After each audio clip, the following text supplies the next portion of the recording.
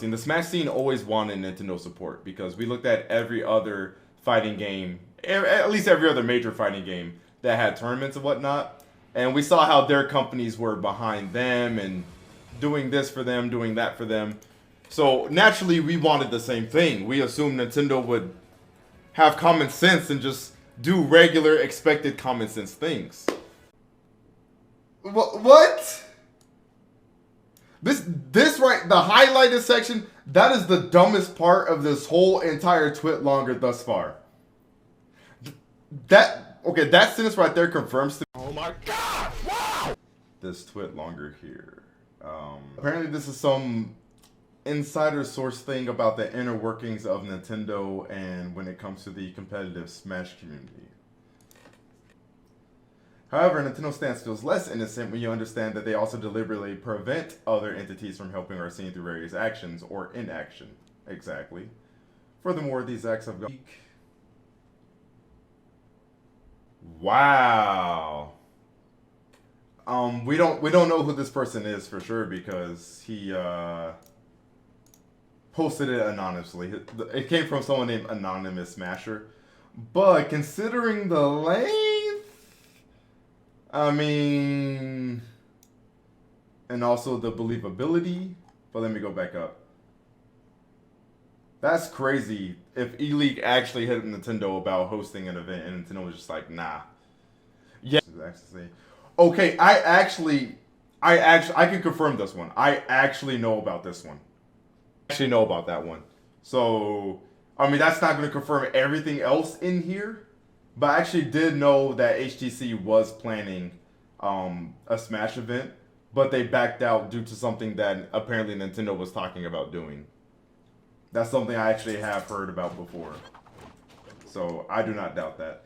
ESL made Nintendo work Nintendo to run its own circuit league, but Nintendo was largely unresponsive. They tried making meaningful contact with the company, prepared decks to sell the idea, but it couldn't go anywhere as Nintendo would not respond. I think it's interesting to note Nintendo was willing to have Splatoon on ESL.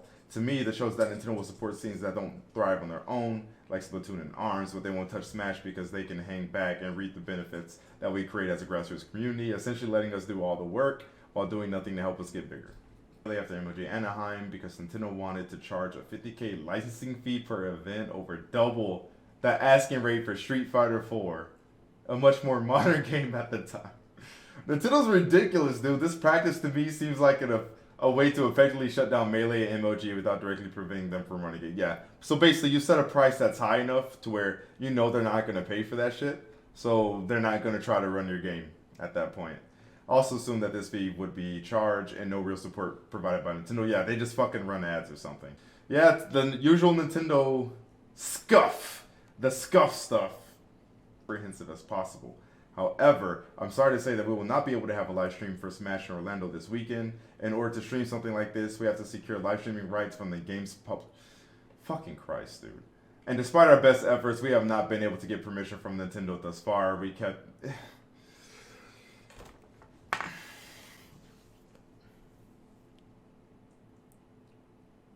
I'm sorry, reading this shit is... Yeah, Japanese Disney, man. Reading this shit's like actually pissing me off. Redbull tried a tournament? Redbull did much of the legwork to get it to launch, but it was Redbull that effectively cut the conversations from the deal. Oh, okay, so that was Redbull's fault. Alright, fuck it.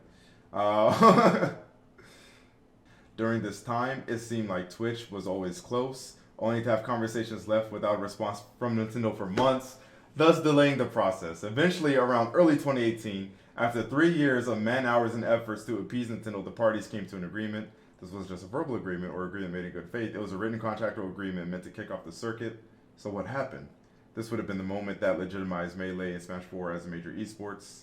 For years, we had the viewership, engagement, and the fan base to say that we were a top esport, but we lacked official sanctioning from our developer. Yeah, and it's like the only game that lacks that, man. It's the only game that lacks that. Now, after years of manpower, money, and stress, and dealing with Nintendo, we got a written agreement to start a circuit. So what happened? Unbeknownst to anyone, Nintendo had plans to announce Smash Ultimate in 2018. Nintendo began ghosting those working at Twitch even after the agreement was made. Then once Ultimate was announced, Nintendo came back to Twitch and effectively say that the circuit no longer made sense with Ultimate in sight. keep the same plans, switch out the game. What? They told Twitch they wanted to see how the community responded to Ultimate. It's a Smash game! What? What? This right, the highlighted section, that is the dumbest part of this whole entire Twitlonger thus far. That sentence right there confirms to me that all of this is true. Because that is the most Nintendo thing I've ever heard in my life. If you guys are Nintendo fans, you've been longtime Nintendo fans, you know that is absolutely a Nintendo move. That's something Nintendo would actually say. You know what I mean? Unfucking believable. And see if getting involved in esports this way makes sense once the game was released. Like, what do you mean to see how the community responded to Ultimate? The lowest selling Smash game? Wait, actually, I was about to say it was Melee, but it would be 64. But that's really only due to, like, install base and because it was the first one. But, like, 64 aside, which I think still sold, like, maybe, like, 5 or 6 million. But, like, Melee sold over 8 million. And that was on an install base of only 22 million consoles sold. Why are you holding things off to see how people are going to respond to a new Smash game? What do they mean they canceled it to see how people would respond?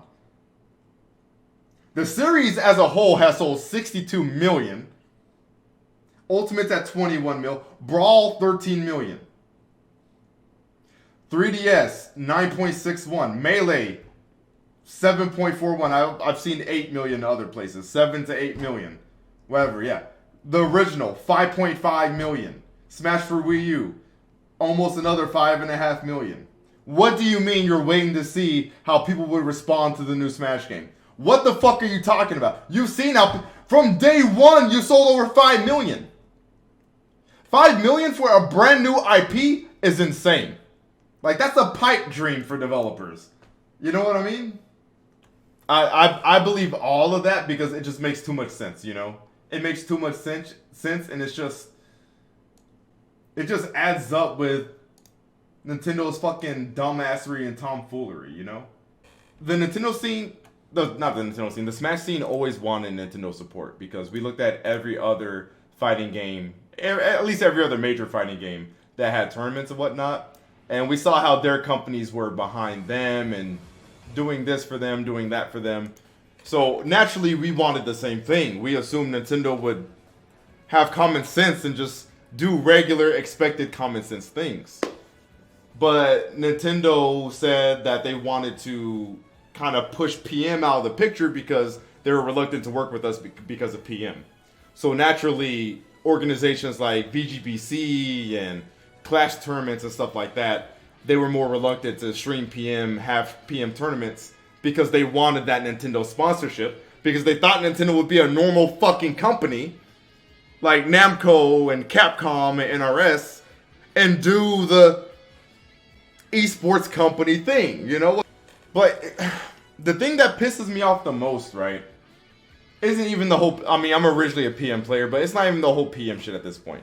What pisses me off the most is how Smash Ultimate was the largest FGC tournament of all time. Someone correct me if I'm wrong if there was some other one, but because it was the biggest Evo entered game, I'm assuming that will also make it the biggest entered game at the same time. You know what I mean? But Ultimate had over 3,000 entrants last year. That has never been done in Evo before. Melee still consistently will get over 1,000, sometimes 2,000, right? If games can get that level of entrance by basically just the community and fans alone, imagine the massive size. Imagine how big of a deal, of a thing, Smash could be if Nintendo was just not stupid. Like, it's literally as simple as that. If they would just stop acting stupid. And they don't realize that at the end of the day, they're harming themselves. Not only from a PR standpoint, but it's like you're missing out on a lot of money.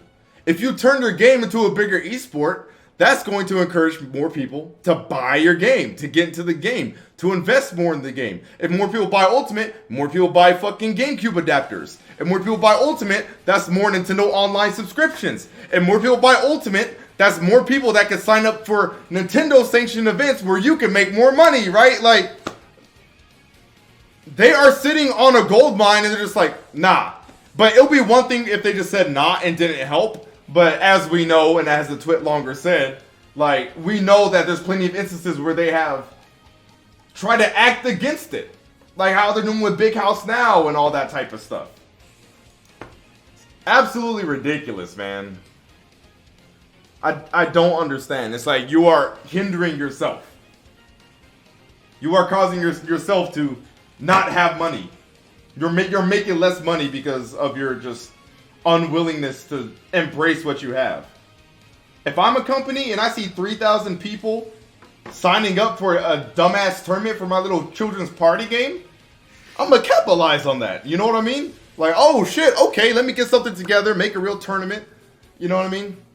Remember how in Evil Japan, all the other companies gave prize money to their winners, and then yeah, Nintendo gave the winner a Pro Controller. Yeah.